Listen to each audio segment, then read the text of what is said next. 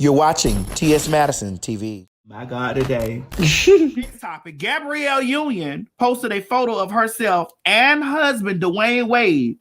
The people in the comment sections had a field day insinuating that Dwyane Wade is homosexual. I'm over it. You over it? Yeah. I mean, I personally feel like they keep doing it to him just because he's so supportive of his trans child. Yes, trans child, yes. I just feel like I'm over it. I'm tired of people coming for him. Like, let it go. So here's my thing, Kandi, and put me and Kandi back together. What do you think is the disconnect between majority black people and trans, like trans kids, trans stuff, like trans issues like that? What do you think is the huge disconnect in between that? I mean, we ain't too far from that world where black people didn't really talk about sex like that. You know what I mean?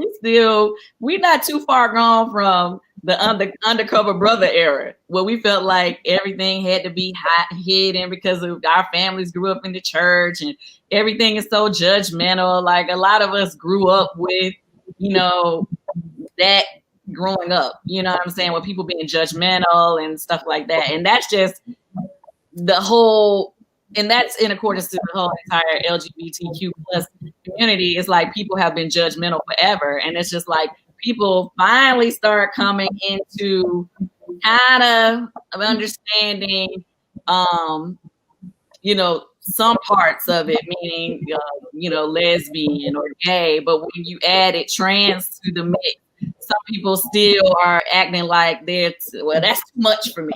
You know what I mean? Like, you know what I'm saying? So it's just. Well, for me, here's my opinion on the situation, and then we're going to go.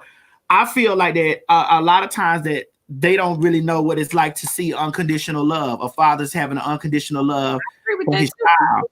And they have such a big old issue with it. And it does stem in toxic masculinity, fragile masculinity. It stems from those types of things because the man is showing unconditional love for his child. And like, why do we as black people have to always be under there, ridiculing people or fighting against people who accept their children, for what they are? I hear a lot of people saying, oh, well, Zaya is too young to be making those types of decisions. And I always ask the question, well, when did you know that you were straight? Like, when did you know? Like, at what point did you know? I mean, with that being said,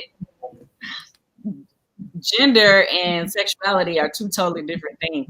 But see, you understand that. You do. That. You know what I mean? But you understand that there are people out there who haven't taken the opportunity to understand that, that gender and sexuality is two different things. Mm-hmm. And at what point, Kandi, may I ask, did you come into like an understanding of the whole situation? Like because you've been an ally of the LGBT people.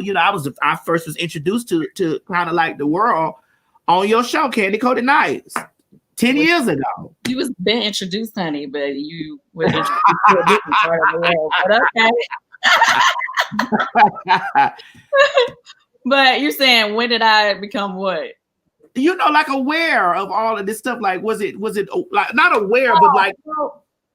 I mean, I hate to sound so cliche to say that, oh yeah, somebody in my family was gay, but growing up, my uncle, he was openly gay, and when he was younger, he didn't really have a category at that time, but he used to live a wild life. So he used to dress as a woman in his younger years and different things, and it was open to my family. Like my family, that was like that's what we was cool with. His picture was up on the wall with his dress on and his hair, and it was never a thing. So I kind of grew up with that as a child, being like, oh, okay, he gonna bring his homeboy, his homegirls with him, and it was no big deal. You know what I'm saying?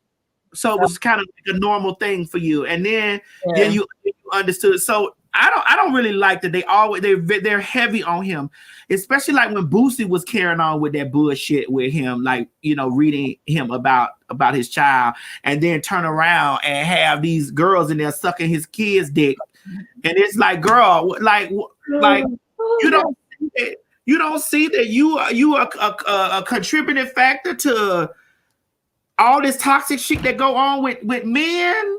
Yeah, you're never gonna be able to beat the gay out of a child, and you're never gonna be able to fuck the gay out of a person. It's never gonna happen. If that's a part of their genetic makeup, that's just what it's gonna be. That's just what it's gonna be.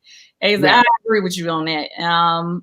But once again, I feel like we as a society are still constantly learning, you know what I mean? Because, you know, even what I said with like even the terms, people are still learning the correct terms and how to address people, you know, and that's not even people who I would say are being negative or whatever. It's just some people who just don't know no better, you know? And so I feel like as we are constantly evolving as just an entire society, I just think things will get better. But y'all acting like people have been open-minded. Like TV just really started showing men on men kissing in the last decade.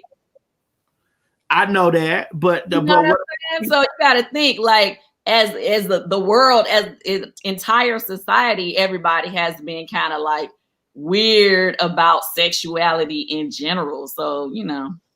All right. Okay. If you just enjoyed watching this video, don't forget to subscribe to my YouTube channel. Or if you're already here, click that bell up there, one of them, and subscribe so that you don't miss this or any other excellent content that I have for you. Don't meet me here, beat me here. Ciao.